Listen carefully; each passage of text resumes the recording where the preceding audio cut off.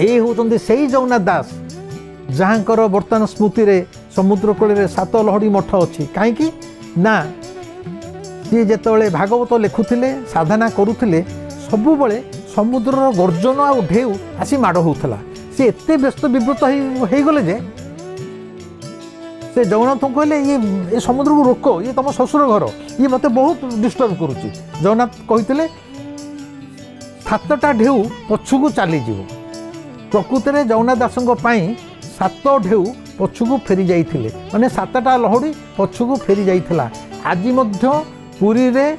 समुद्र कूल रे सात लहड़ी मठ श्री जगन्नाथ दासंकर स्मृति की बहन करी एबे मध्य दंडायमान छिड़ा होती एवं पुरी बाहर लोक जो मैंने आसुचंती मु पुणी अनुरोध करी थरे सात लहड़ी मठ जातु कारण जगन्नाथ दास गोटे काल्पनिक चरित्र नथिले एई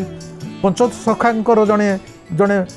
पंचसखा भितर जड़े थे जी आमर ओडिया भागवत लिखिं जो भागवत आज प्रतिटी घरे घरे पाठ करा पूजा करा।